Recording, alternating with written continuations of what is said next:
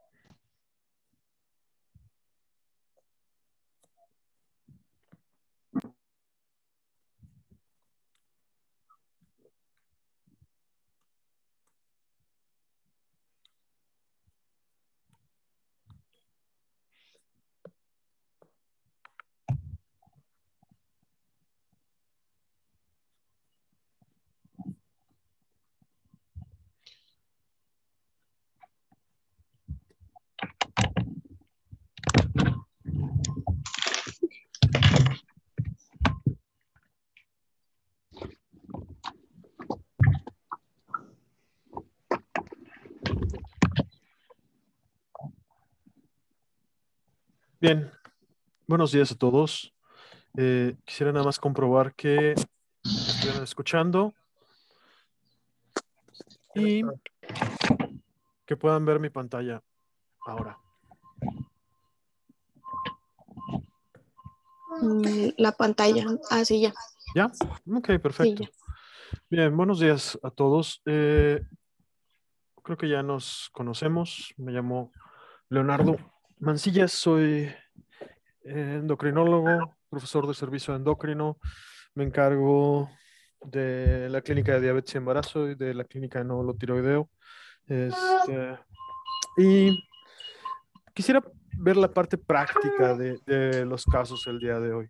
Todos aquellos que no estén activamente participando, les voy a pedir que se pongan en silencio. Todos les voy a pedir que abran sus cámaras y que tengan la amabilidad de preguntar e interrumpir si así es pertinente para la clase. Voy a tratar de que sean cosas muy prácticas. La parte teórica pues está en el libro y está en el video. Y a este momento creo que lo que quisiera transmitirles es esta parte de todos los días, la parte práctica. ¿Quién me puede ayudar a definir qué es bocio? Y voy a empezar, desafortunadamente los de mi grupo tienen desventaja porque ya los conozco por nombre, entonces vemos Gerardo. Este, ¿cómo definirías bocio? ¿Qué crees que sea la definición más apropiada de bocio? Pues el bocio propiamente es el aumento de la glándula tiroides. Ok, ¿y cómo crees que un paciente con bocio pueda llegar al consultorio? ¿Cuáles podrían ser sus síntomas? ¿Qué puede hacerlo buscar atención?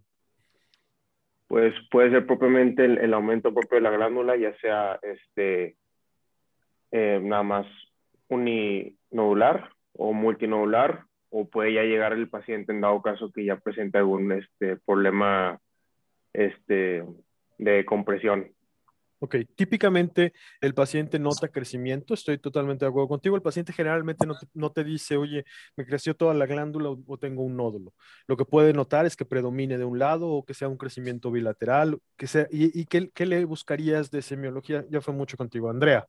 ¿Qué le buscaría usted a alguien que llega al consultorio por la percepción de crecimiento? ¿Qué harían de interrogatorio? ¿Qué les puede ser de utilidad en un paciente como este?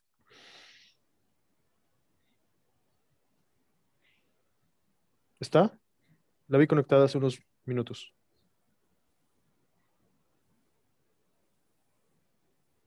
Ok, María José. Mm, Yo le buscaría, bueno, le preguntaría si tuvo radiación de pequeño Hay que o hacer en antes, la historia de radiación, es importante. ¿Qué más? edad, obviamente, Ujú. ¿Por qué? antecedentes familiares, ¿Por qué la edad? Perdóname, me regreso un poquito. ¿Por qué es relevante la edad? porque es más frecuente menores de 60 y más de 20 años. Ok, estoy pensando en malignidad entonces. Bueno, o sea, obviamente Ajá, sí, ok. sí, Entonces, esos dos extremos podrían orientarle a que tenga más riesgo de malignidad y a que tenga una peor evolución si es que es maligno. ¿Qué más? ronquera o disfonía. Que tenga datos de infiltración a los tejidos vecinos. Y hay cosas que son muy características, por ejemplo, la infiltración a la piel, generalmente o la ves en linfomas o la ves en tumores anaplásicos. ¿Y qué caracteriza estas dos enfermedades que son de crecimiento muy rápido?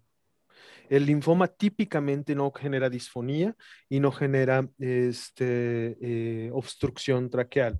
En cambio, el anaplásico, que también crece muy rápido, sí genera disfonía, sí genera obstrucción y desplazamiento traqueal. Hay un signo en los linfomas que se llama así, signo de la Donut syndrome, sign, donde la tiroides le da vuelta a la tráquea, pero no la aprieta.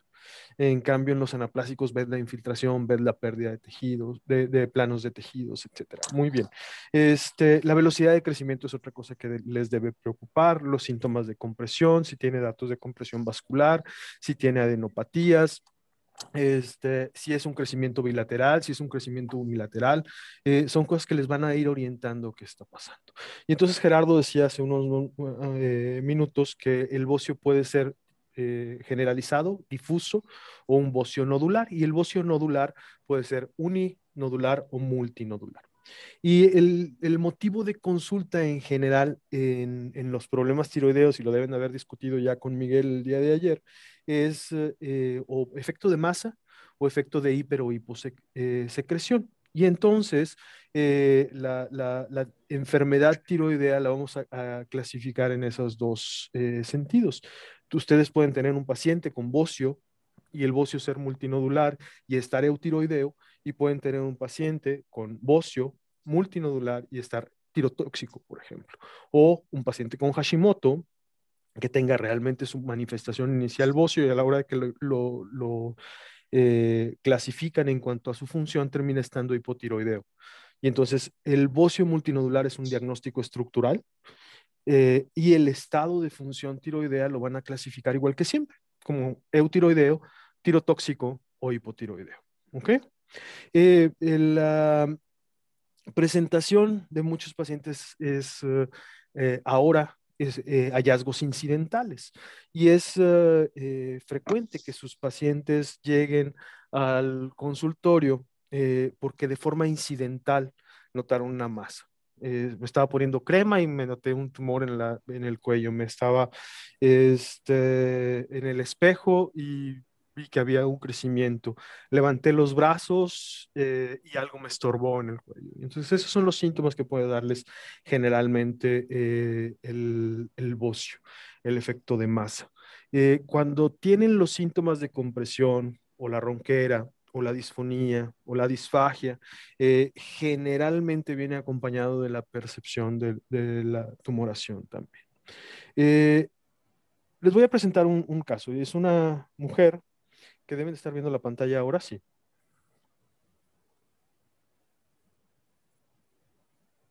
Bien, este caso es el caso de una paciente, mujer, de 62 años de edad, que notó así, de forma incidental, una tumoración en el lado izquierdo del cuello.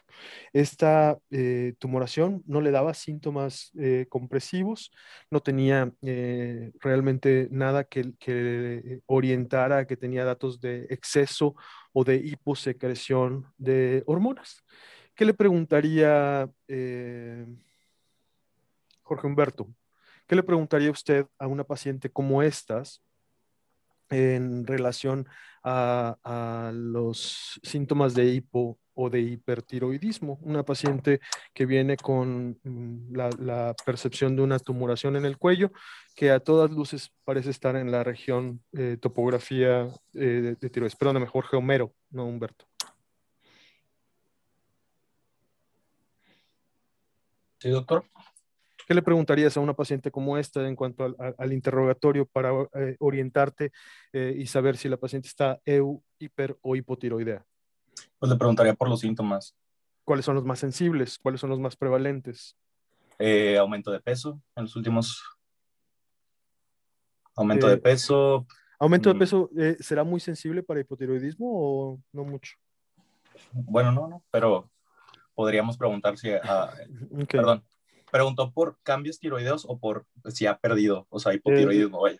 ¿Hipo o hipertiroidismo? ¿Cómo Bueno, pues interrogarías podríamos... cambios de peso podría ser. ¿Cambios de peso? ¿Serán más frecuentes los cambios en el hipertiroidismo o en el hipotiroidismo? En el hiper. En el hipertiroidismo es mucho más probable que tu paciente pierda peso. Sí.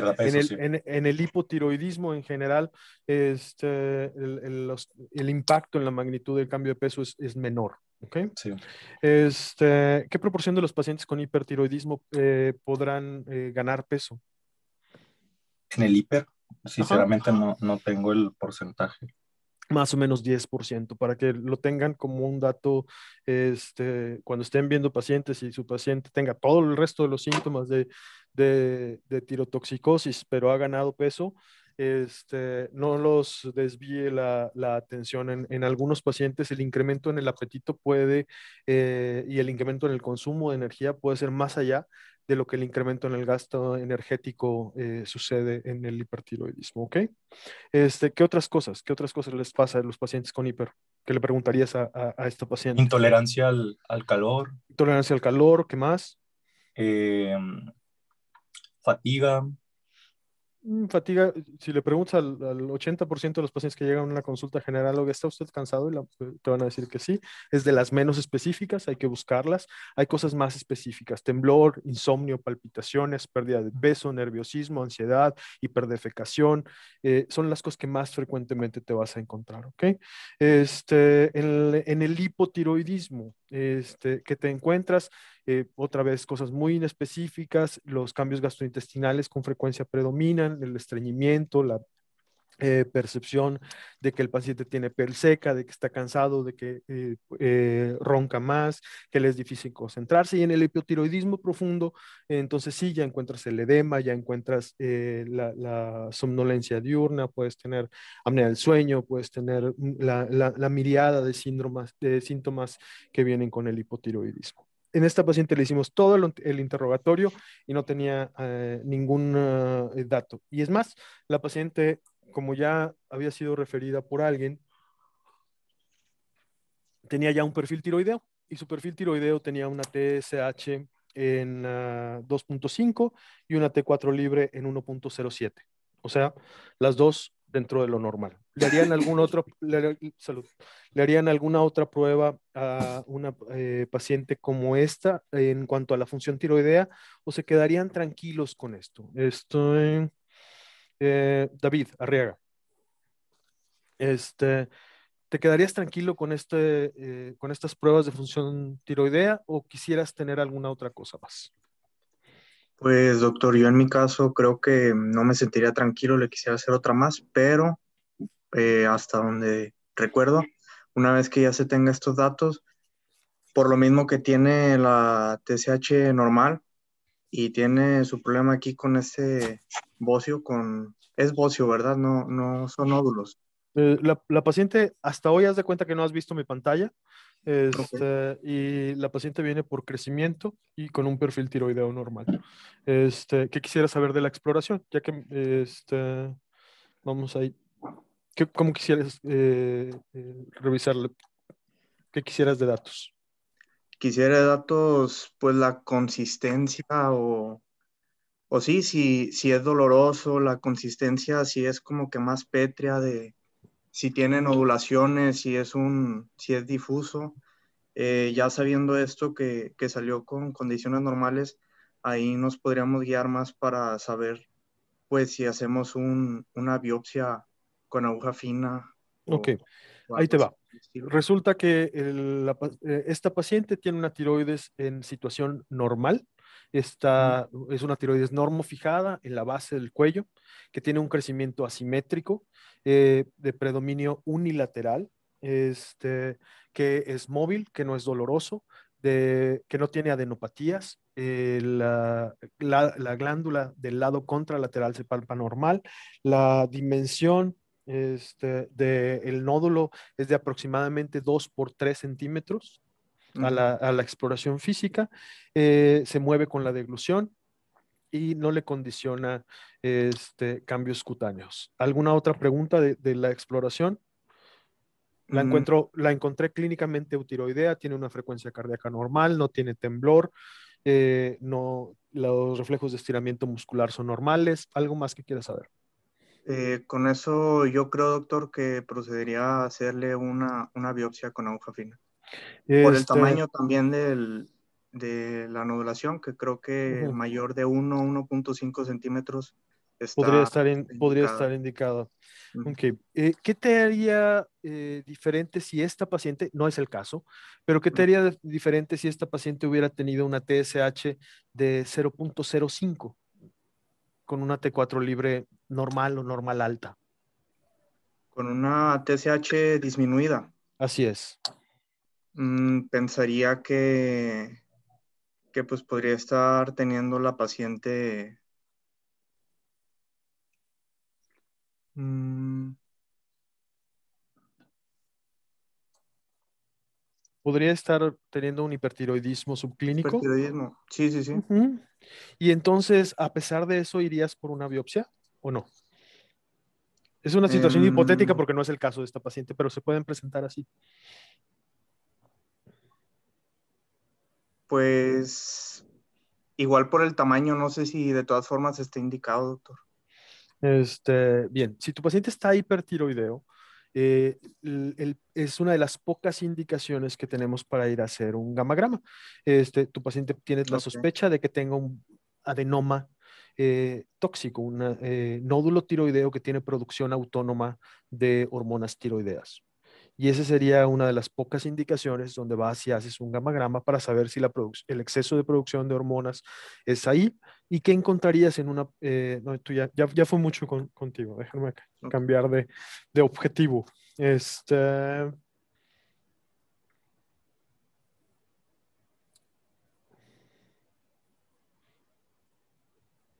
es como cuando llegas al súper y quieres cereal y hay 800 cereales y no sabes cuál. Bueno, así estoy ahorita. ¿A quién le pregunto? Tengo 430 alumnos, a quién preguntarle. Entonces, superior de la página siguiente. Es Junior, Neri. Este, ¿qué esperarías encontrar si tu paciente tuviera un adenoma tóxico en el gamagrama? ¿Cómo se ve? ¿Estás o en silencio o tu micrófono no funciona o estás haciendo como que no funciona? Cualquiera de las tres cosas, pero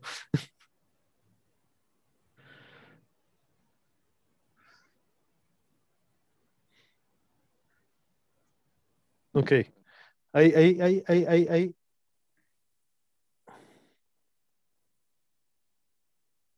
Ok, Ricardo, Vera. Luego te la cobras con Junior porque no te dejó. Pásate el sándwich y nos dices qué esperarías.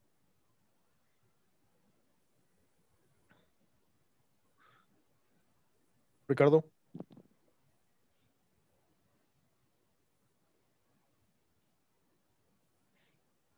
Ok, Esteban.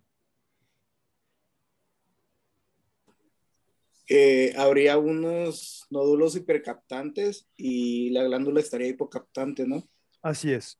Tu nódulo que está funcionando estaría hipercaptante y típicamente se ve como un solo punto brillante en el gamagrama y el resto de la glándula está suprimida. ¿Ok? En el caso de un adenoma que no funcione, la realidad es que la indicación, si tu paciente está eutiroideo, la indicación de ir a hacer un gamagrama es poco relevante. Cada vez lo hacemos menos y como bien decía su compañero, el paso siguiente en un paciente como esto sería evaluar si es candidato a biopsia. Y entonces, para saber si es candidato a biopsia, tomamos en cuenta muchos factores, entre ellos el tamaño del nódulo. Cada nódulo que ustedes encuentren en la exploración o ustedes encuentren en un ultrasonido se evalúa de forma independiente y hay algunos factores de más riesgo y unos factores de menos riesgo.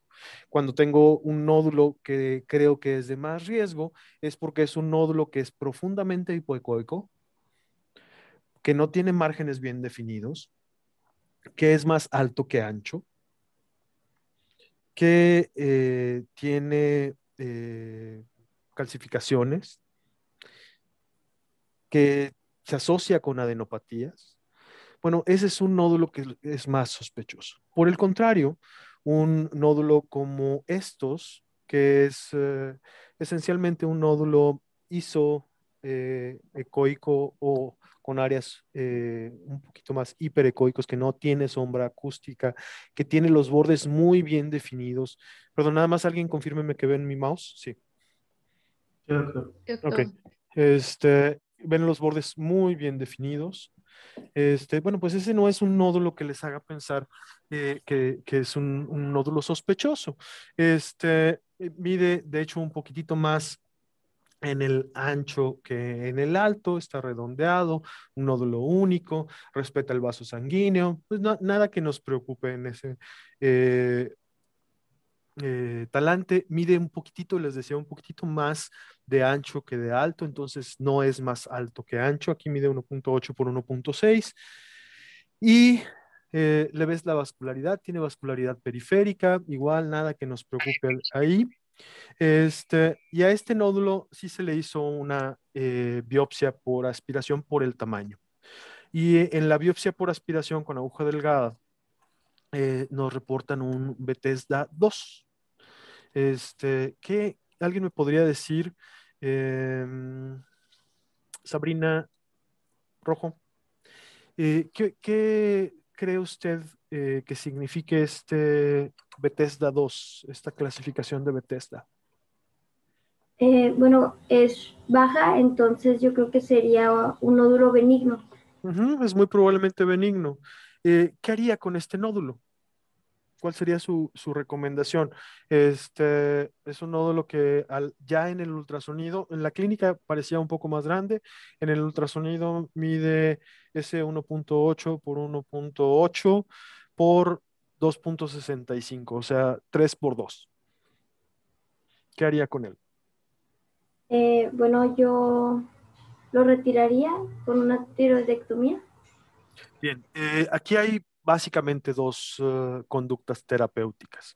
Si la paciente no tuviera ningún dato de compresión y el nódulo fuera más pequeño y estuviera eutiroidea y tuviera todos los datos de buen pronóstico en el ultrasonido y tienes un Bethesda 2, puedes vigilarlo. Y entra algo que llamamos vigilancia activa, donde sigues al nódulo de forma periódica, estás viendo si hay crecimiento, si hay cambios, si mide más, si crece más de un 20% en un año, bueno, pues la realidad es que es un nódulo que podría seguir creciendo y entonces sí indicamos el tratamiento quirúrgico. Si por el contrario es un nódulo que se mantiene estable, que no le da problemas al paciente y el paciente se siente tranquilo en cuanto a la vigilancia activa, lo puedes hacer.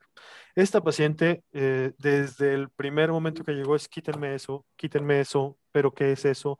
Le dices que tiene todos los datos de benignidad en el ultrasonido y como quiera la paciente está sumamente ansiosa, bueno, podrías indicar una cirugía.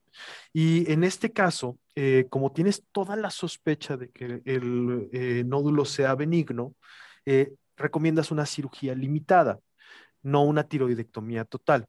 Lo que hacemos en general en un paciente como estos es indicar una hemitiroidectomía sin una resección ganglionar amplia, a menos que el cirujano encuentre algo que le parezca sospechoso. Y el riesgo de complicaciones de la tiroidectomía es menor. Alondra Salazar, ¿qué espera usted de que pase en la función tiroidea si a esta paciente le quitan la mitad de la tiroides? La otra porción que permanezca va a suplir las necesidades.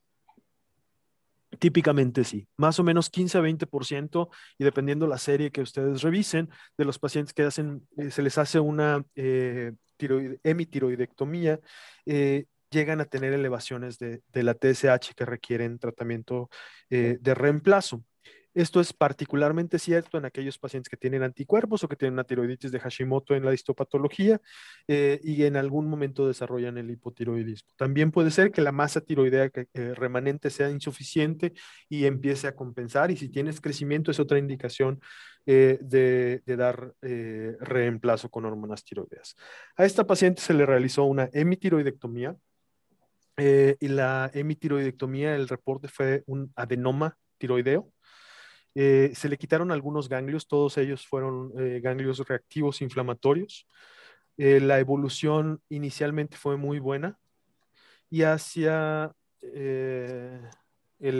más o menos mes 3 después de la cirugía, esta paciente empezó a elevar TSH. Su TSH fue de 7.5, empezó a tener algunos síntomas muy discretos de hipotiroidismo y desde entonces está con un reemplazo parcial de la función tiroidea, recibe 50 microgramos de levotiroxina y con eso ha estado eutiroidea bien, lleva un año de operada, el otro lóbulo es normal, la realidad es que no le está dando mayor problema. Entonces, esa es la historia de esta paciente. Este otro paciente, perdónenme, me adelanté. Ok. Este otro paciente es un paciente que van a ver cada vez con mayor frecuencia con el incremento del uso de tecnologías como el ultrasonido a partir de tamizaje. Esta paciente estaba siendo vista por su ginecóloga. Es una paciente de 54 años de edad que tiene como antecedente el haber tenido anorexia. Sergio, párate. Sergio Cortés, despierta.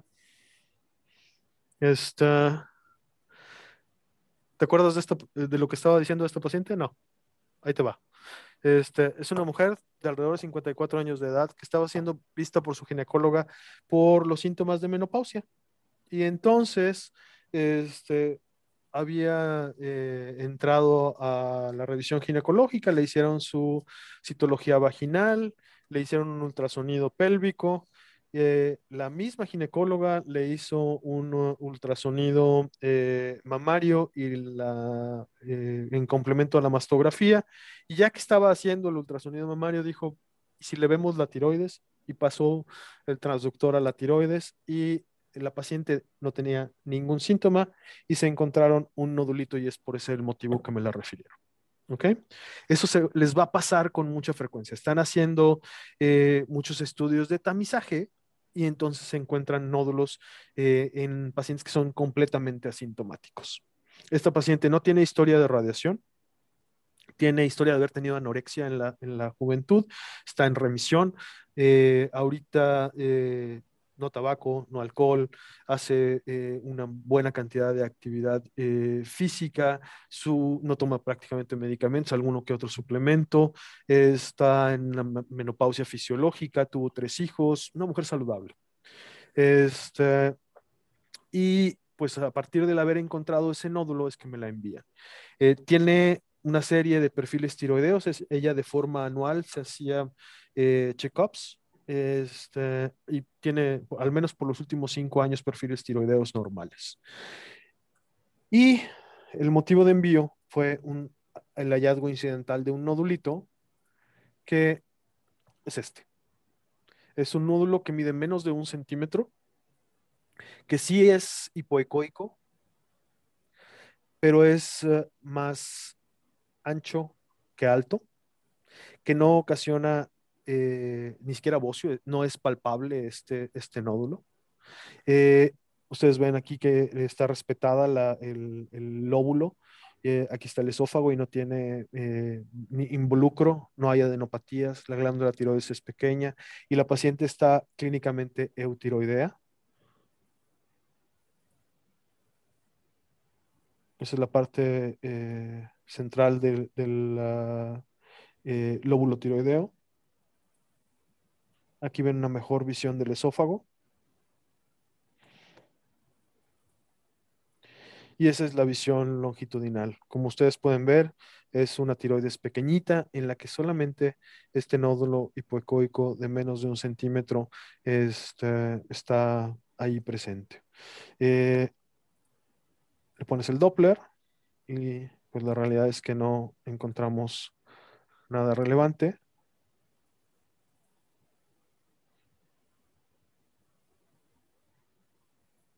¿Ok?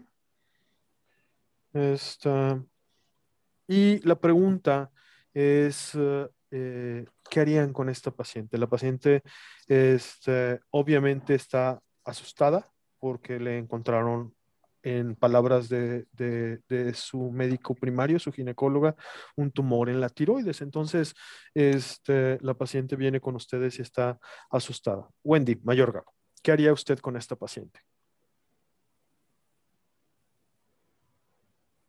Está en silencio. Ya no. Eh, ¿Cuál sería su ¿Hacer una propuesta? biopsia? Una biopsia. ¿Alguien está en desacuerdo con hacerle una biopsia? ¿Qué factores de riesgo tiene para que esta sea maligno? José Bernardo.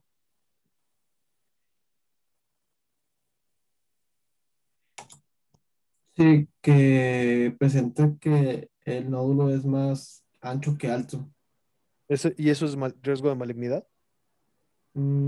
Pues en el TIRAPS Es justo al menciona revés. eso, pues. Es justo al revés. Cuando es más alto que ancho, entonces es riesgo de malignidad. ¿Ok? Perdón. Confundí. Doctor, yo tengo una pregunta. Sí, Había dicho que la paciente está eutiroidea así es. y no le han pedido perfil tiroideo. Sí, tiene durante los últimos 5 años perfiles tiroideos normales. Ok. Nunca ha tenido alteraciones de la función tiroidea. Eso es un caso inusual porque tienes perfiles tiroideos de la evolución de los perfiles tiroideos y están normales desde hace 5 años. Pues se le podría pedir una gamografía, ¿no? Usted le pediría una gamografía. Le voy a hacer una pregunta de las que frecuentemente nos hacen los pacientes. ¿Y qué puede salir en ese estudio que me haga tomar decisiones, doctor? ¿Qué me haría diferente? Es un nódulo pequeñito, de menos de 1 centímetro en todos sus ejes. Pues le podríamos decir que eso nos ayuda a identificar que no sea, o sea, que tenga menor probabilidad de ser maligno. Ok. Lo más probable es que estos nodulitos que son menores de 1 centímetro únicos ni siquiera alteren la dimensión del gamagrama. Usted tiene el gamagrama típico, es un gamagrama biplanar, donde usted ve la captación y le toman una fotografía anterior, una oblicuo anterior derecha y una oblicuo anterior izquierda. Y nódulos así de pequeñitos, aunque no fueran captantes, en general no los distingues en un gamagrama. Pero vamos a suponer que sí le hiciera un gamagrama y sale normal, la captación es normal y no se cambia la anatomía. ¿Le haría una recomendación distinta a esta paciente? ¿Le haría la biopsia que sugería Wendy? ¿o no? Doctor, ¿no Pues, podríamos mantenerla en vigilancia? O sea, como es un tumor pequeño y no tiene signos de malignidad, ¿podríamos mantenerla de que vigilancia clínica por si acaso el nódulo empieza a crecer o así comienza? es. Esa sería la conducta más apropiada con una paciente como estas. No hacer un estudio invasivo, no hacerle... Es tan importante saber cuándo hacer una biopsia como cuándo no hacer una biopsia. Y en esta paciente el nódulo es un nódulo pequeñito, sin datos de malignidad, bien definido. El único factor de riesgo que tiene es que es hipoecoico. Y eso nos mantiene en alerta de vigilancia. Podría ser que este nódulo fuera un microcarcinoma, sí, pero descubierto así de forma incidental, puede ser que esta paciente, que hoy tiene 54 años, jamás tenga un problema relacionado a este nódulo y que simplemente le puedas dar vigilancia. Hubo alguien que levantó la mano, perdónenme, se me pasó, Alejandro, si quieres abrir tu micrófono. Sí, doctor, no, nada más, ahorita que estábamos comentando perdón, lo del gamagrama y si hacerlo o no hacerlo y si hacerlo, ¿por qué? Ujú. Quería nada más preguntar si tenía el dato de cuánto cuesta más o menos un gamagrama. Este, en- depende del radionúclido y depende de la hotelería de donde te lo hagan. La realidad es que el gamagrama debe dar diagnóstico alrededor de unos 5 o 10 mil pesos en ese rango.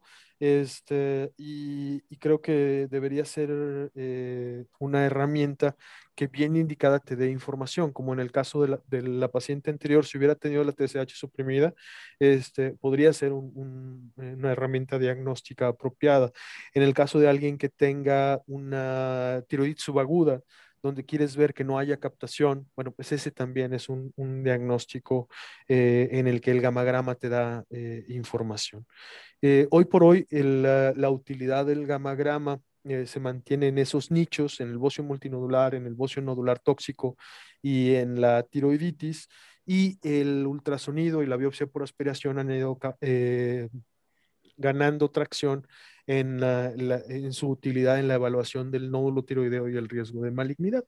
Eh, no sé si conozcan un poquito qué es lo que tenemos aquí en la clínica de nódulo tiroideo del servicio, pero tenemos la posibilidad de hacer el ultrasonido en tiempo real, biopsias guiadas por ultrasonido, de hacer una evaluación rápida de la cantidad de tejido tiroideo que se obtiene a partir de la biopsia. Entonces, de forma reciente, el doctor Camilo González ha ido incorporando esta parte de la técnica de la evaluación rápida que nos permite enviarle al patólogo una mejor calidad de biopsia, y esto pues finalmente creo que va en un incremento en el estándar de cuidado de los pacientes. ¿Qué, ¿Qué se hace en otras partes que todavía no estemos haciendo nosotros? Tratamientos no invasivos como alcoholización, que en donde yo tuve el gusto de entrenarme, hacíamos muchos, por ejemplo, quistes tiroideos que reformaban, no los mandábamos a operar, los alcoholizábamos y esto disminuye las número de procedimientos quirúrgicos. Creo que en el futuro vamos a tener ya la posibilidad de hacer algunas cosas de invasión, de mínima invasión en conjunto con radiología y con cirugía. Pero el estándar diagnóstico está todo aquí y podemos evaluarlo. Eh, Insisto, el gamagrama es una excelente herramienta diagnóstica y hay que indicarla en el paciente apropiado. Brenda. Sí, doctor, es que le quería preguntar que en el video se menciona que un quiste puro es de un BREDAS 1, o sea, de baja muy bajo probabilidad riesgo, de que así sea es. maligno. Pero o sea, que se vea hipocoico es un riesgo de malignidad. Entonces, ¿cómo se visualizaría un quiste? Es mi duda. Es generalmente anecoico. Voy a dejar de compartir la pantalla un segundo para respetar la privacidad de los pacientes. Voy a abrir un estudio para enseñarles un nódulo anecoico. Denme un segundo.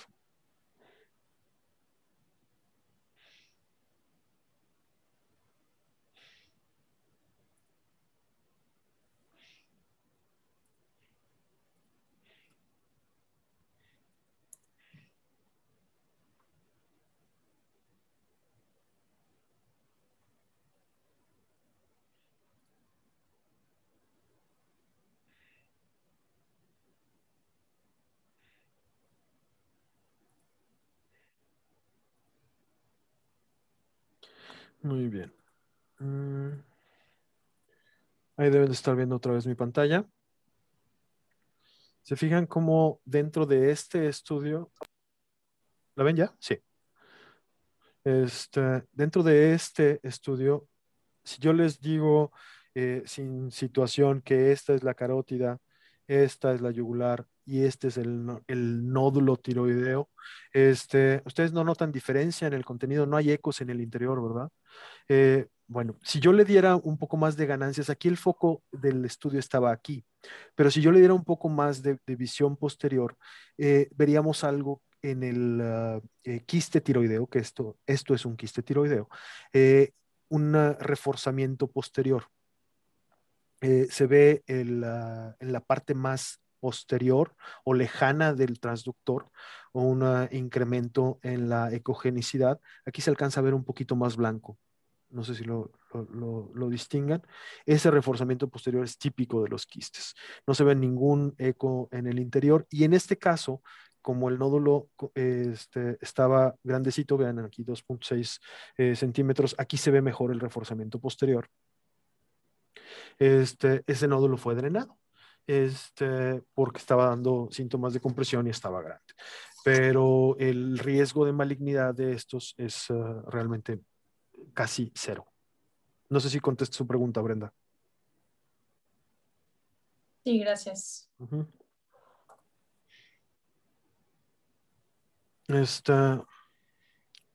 Bien, ¿alguna otra pregunta antes de que pasemos al siguiente caso?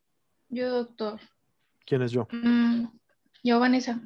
Tengo la mano levantada. No lo veo, pero bueno, adelante, ¿no?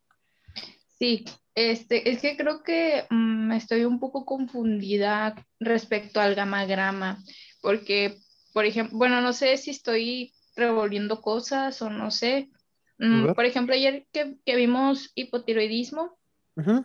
Teníamos una variante donde puede haber una T4 baja, captación de T3 alta, porque tengo entendido, o no, le digo, no sé si estoy confundida, cuando tenemos una captación, por ejemplo, de T3 alta, significaría que hay poquita en la glándula y por eso está captando mucha.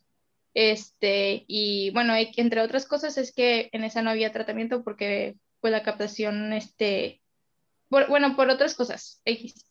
El punto es que a mí se me quedó ese entendimiento de que si había mucha captación es porque había poquito y luego hoy vimos que Perdón, sí. pero estamos hablando de dos cosas diferentes. Una cosa es la captación de yodo, ajá, donde tú le das yodo radioactivo, que ajá, puede ser yodo 123 o yodo 131 a un paciente, y mides la captación de yodo en la glándula.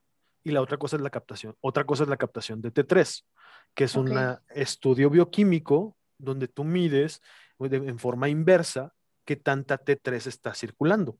¿Me explicó? No. Sí, sí. O sea, son dos estudios totalmente diferentes.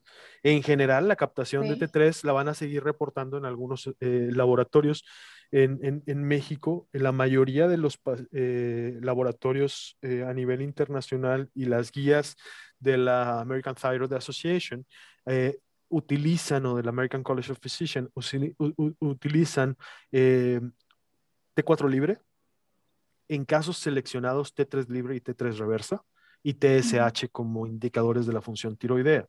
¿Por qué? Porque las medidas indirectas como la captación de T3 o la T4 total o la T3 total se modifican por la cantidad de transportadores que están circulando. No sé si esto sea práctico para ustedes, pero sí van a recibir estudios de laboratorio, de un laboratorio que no tiene la tecnología más reciente, que les van a reportar captación de T3 y les van a reportar yodo proteico y les van a reportar otras medidas indirectas que la realidad es que cada vez se utilizan menos. Entonces, ustedes van a buscar en su libro el yodo proteico y ni siquiera viene ya. Ok.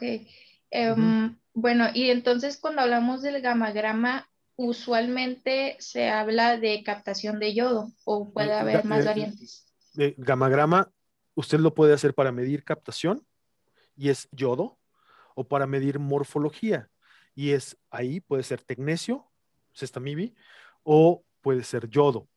El yodo, haga de cuenta que el gamagrama es como una radiografía funcional, donde tú evalúas lo que la glándula capta. Ok. Y entonces esa te da información en cuanto a la forma de la glándula en que captó. Y si tienes este quiste, por ejemplo, deforma totalmente el lóbulo tiroideo. Ustedes ya lo vieron que prácticamente no hay lóbulo tiroideo aquí. ¿Esperan que Ujú. capte yodo? No. No, ¿verdad? Porque es un quiste coloide, no tiene actividad de síntesis de hormona tiroidea, no Ujú. capta yodo. Entonces, ese te da como una lesión hipoecoica. Digo, Ujú. perdón, aquí, anecoica. Y en el gamagrama te da una zona de no captación. Ok. Y entonces se ve el resto de la glándula y esa zona es o hipocaptante o no captante. Muy bien. Ok, muy bien. Si tú Entonces pasas, ujú. perdón, son dos conceptos diferentes. Creo que ahí sí hay Ok. una confusión en lo que es la captación de la captación de yodo y la Ujú. captación de T3, que es un indicador bioquímico de la función tiroidea, que, Muy se- que bien. se, que se usa cada vez menos. Ok. ¿Sí? Ok, muy bien, muchas gracias. Ah, no tiene por qué. ¿Alguna otra pregunta antes de que pasemos al siguiente caso? ¿Sí fue Doctor, informativo esto? ¿Sí les ayudó a entender? Sí. Ok. Sí, doctor. doctor, una pregunta. Sí. En este caso, en el que está usted hablando en pantalla, Ujú. es un quiste que definitivamente es más grande de 1 centímetro. ¿A este Así es. sí le hicieron biopsia por aguja fina antes Este de, de drenarlo?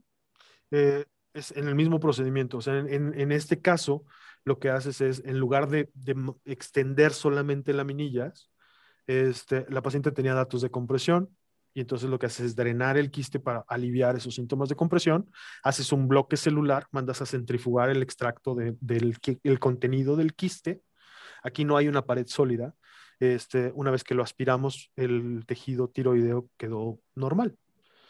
Esta paciente reformó el nódulo más o menos a los 6 meses de un tamaño menor, se hizo una segunda aspiración y no ha vuelto a formar.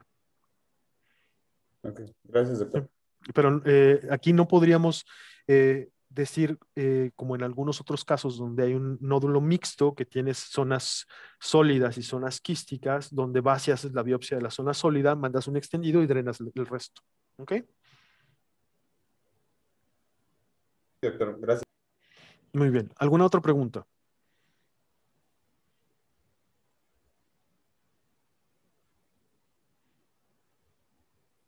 Bien, voy a dejar de compartir un segundo para abrir el último caso.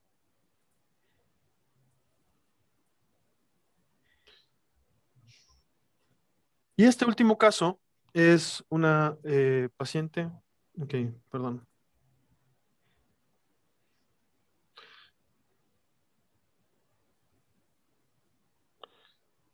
Ya. Este último caso es una paciente joven de 22 años de edad que tiene historia familiar de enfermedad tiroidea autoinmune, tanto hipertiroidismo como hipotiroidismo. Su mamá tiene Hashimoto, su abuelita tiene Hashimoto y su hermana tiene enfermedad de Graves. Entonces, ¿sí? No se ve la pantalla. Bueno, al No, no, menos no, conmigo. no estoy compartiendo pantalla, le estoy contando el caso. Ah, Este, este, y entonces, esta paciente notó un crecimiento en la cara anterior del cuello. Están tan acostumbrados a las diapos que si no hay diapos no ponemos atención, ¿verdad? Bueno, les voy a compartir. No quiero, todavía no, espérenme. Este, pues el motivo de consulta de esta paciente es crecimiento de la cara anterior del cuello.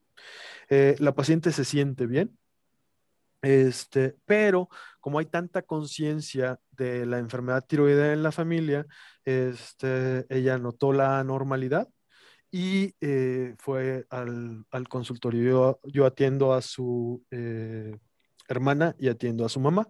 Y entonces dijo, pues si ellas dos tienen, se me hace que yo también. Eh, Les decía que la paciente tuvo un desarrollo normal, sus periodos menstruales son normales, no tiene obesidad, está asintomática, está estudiando o acaba de terminar arquitectura o alguna cosa así por el estilo. Creo que acaba de terminar arquitectura. Y el motivo de consulta fue simplemente que notó ese crecimiento. ¿qué le harían a esta paciente en cuanto a la exploración física? ¿Qué quisieran saber de la exploración física? Las Puede ser características crecimiento. Ok. del, El crecimiento, del las crecimiento. características de la glándula. Muy bien. Empiezo por decirles que la paciente tiene un índice de masa corporal normal, que su tensión arterial es normal, que saturaba bien y que tiene una frecuencia cardíaca normal. El cuello es un cuello cilíndrico con una deformidad por aumento en la parte antero-inferior del cuello de forma bilateral. La glándula tiroides es una glándula tiroides que está incrementada 3 veces el tamaño normal a la inspección, entre 2 y 3 veces en la palpación, de forma difusa, bilateral. No le condiciona, es móvil, es un poco más firme de lo usual, no tiene soplos, no tiene thrill, se mueve a la deglución, no hay adenopatías, y a la exploración la paciente está clínicamente eutiroidea. Como ella ya sabía a lo que iba, se hizo un perfil tiroideo y tiene una TSH de 5 con una T4 libre normal. La TSH está apenas por arriba de lo normal. ¿Le pedirían algún otro examen de laboratorio a esta paciente? Anticuerpos. Anticuerpos. De hecho, no hubo necesidad de que se los pidiera. Ella llegó solita con sus anticuerpos antiperoxidasa tiroidea y el límite del laboratorio era 6,000, o sea, el límite superior era lo más que podían determinar en ese laboratorio. Ya no le hicieron diluciones y tenía más de 6,000. Así me lo reportaron en el estudio. Entonces tenía anticuerpos antiperoxidasa tiroidea fuertemente positivos, una TSH de 5 y T4 libre normal. En el ultrasonido, ahora sí les voy a compartir la pantalla.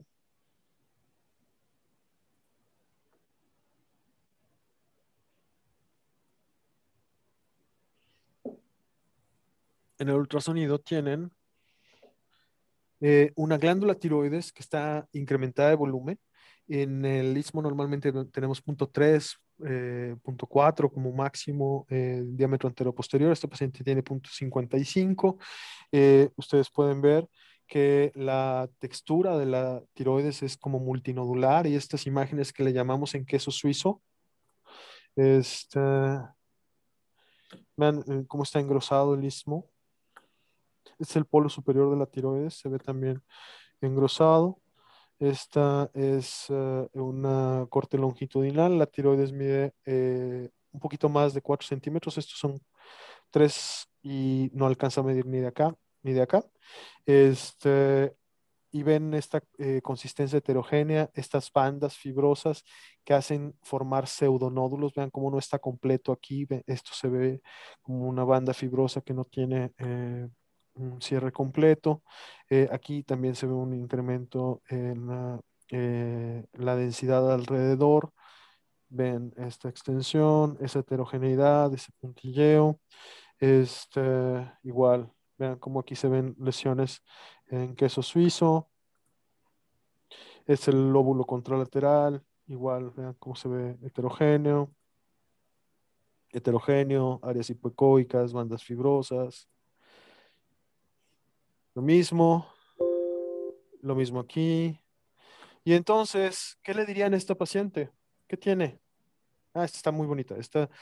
Digo, muy bonita desde la perspectiva ultrasonográfica. Vean como un pseudonódulo aquí que está incompleto, otro aquí, otro aquí, otro aquí. ¿Qué tiene esta paciente? Kevin. ¿Un bocio multinodular? Un bocio multinodular.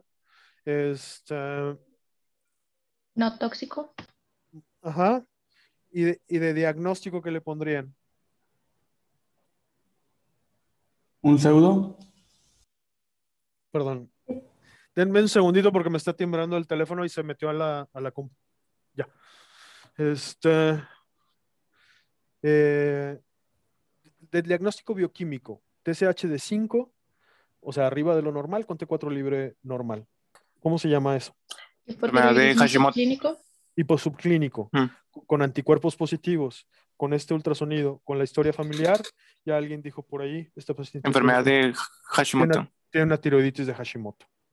Y entonces a esta paciente la conciencia de la enfermedad a partir de la historia familiar la hizo buscar atención antes de tener un franco hipotiroidismo. ¿Sí? Y es otra situación en la que podrían ustedes encontrarse cuando estén evaluando a alguien con crecimiento tiroideo. Entonces, esta paciente, platicábamos de los riesgos de la progresión a francohipotiroidismo. Ella decidió empezar a tomar la hormona tiroidea, a pesar de que no tenía síntomas de compresión, pues ya tenía anticuerpos positivos TSH-5 y la imagen del bocio multinodular. Decidió empezar reemplazo. Le empezamos tratamiento de reemplazo fisiológico, no supresivo. La paciente está bien. Un año después, su tiroides está un poco más pequeña. Sigue igual de firme. Ella, a pesar de que yo no se los pedí, se volvió a hacer anticuerpos y siguen así en los cielos. Y ha tenido una buena evolución. Y pues esperamos que esta paciente en algún momento siga perdiendo función y nosotros tengamos que incrementar la dosis de hormona tiroidea. ¿Okay? El caso más infrecuente para ustedes va a ser el caso de un cáncer de tiroides. El caso de un cáncer de tiroides es aún dentro de lo que nosotros vemos ya súper seleccionado, es de un paciente que camina hacia tu consultorio con un nódulo tiroideo, lo más probable es que sea un nódulo benigno. Y eso, siempre empiezo la consulta diciéndoles eso. Si no lo es, vamos a detectarlo. Pero lo más probable es que sea un nódulo benigno. Traten siempre de detectar a los pacientes que tienen una progresión rápida, aquellos pacientes que tienen ganglios, aquellos pacientes que tienen datos de compresión, aquellos pacientes que tienen un crecimiento rápido, no se retrasen. El caso de una medular de tiroides que se retrase 6 meses puede cambiarle el pronóstico totalmente al paciente. El caso de un anaplásico que se retrase 3 semanas, 4 semanas, le puede cambiar totalmente el pronóstico a un paciente. Si por el contrario tienen a alguien de bajo riesgo, que tiene un nodulito como el tercero que les mostraba, de un tamaño pequeño, que no tiene ningún dato de malignidad y que ustedes decidan que pueden vigilarlo, podrían hacerlo. Realmente ese paciente que no requiere invasión, lo importante es que tenga conciencia de que hay que darle seguimiento y que no se abandone el tratamiento y se descubra 10 años después que sí creció, ¿no? Cualquier cosa, sigo a sus órdenes. Estamos a punto de terminar la clase y quisiera preguntarles si tienen algún comentario final antes de cerrar. Preguntas Hola, adicionales. doctor. ¿Qué pasó, Jorge?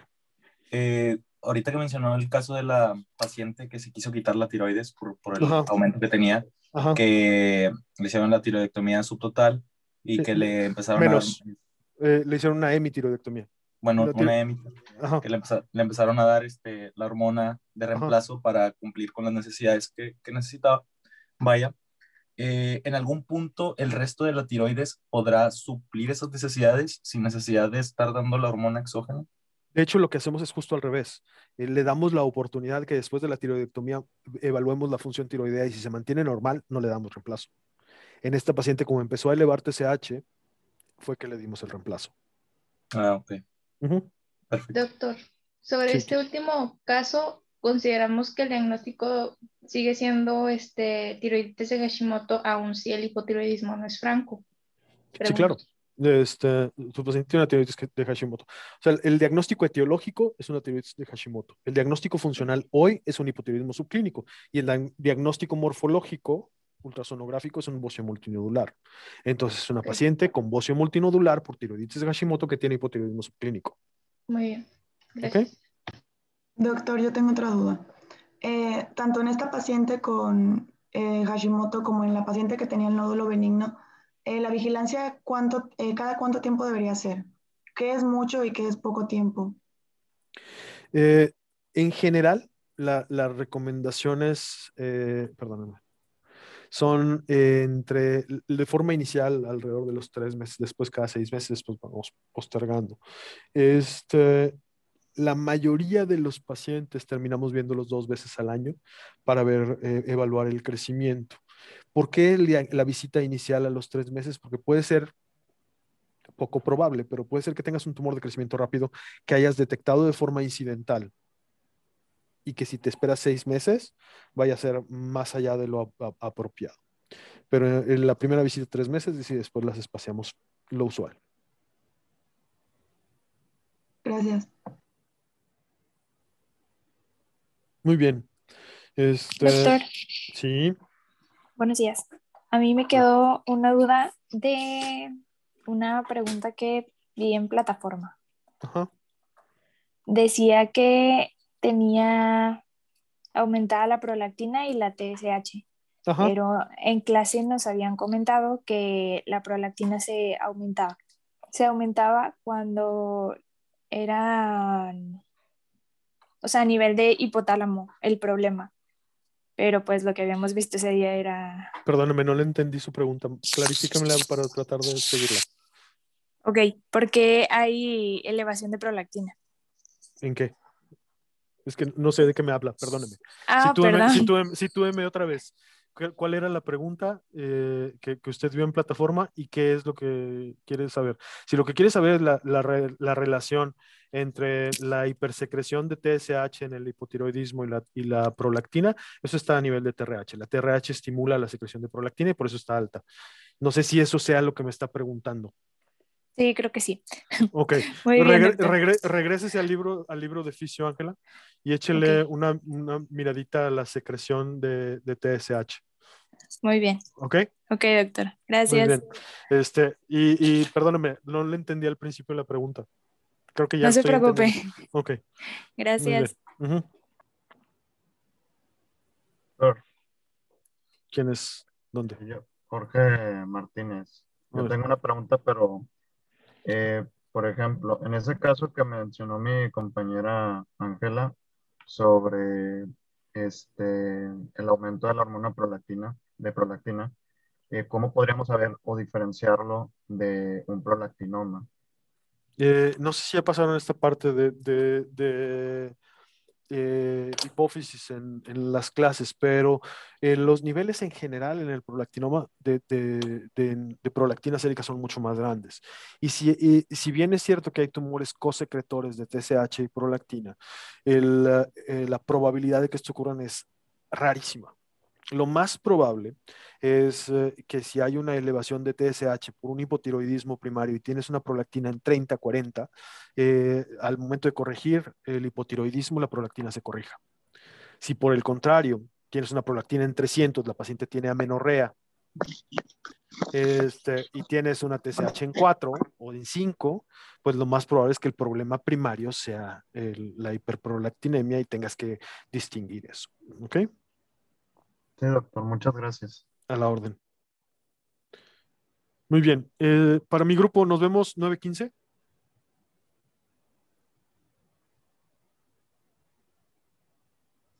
Sí, está bien, doctor. Sí, doctor. Muy bien. Gracias. Gracias, doctor. Bye. Gracias. Que tenga buen día. Gracias, doctor. Buen día.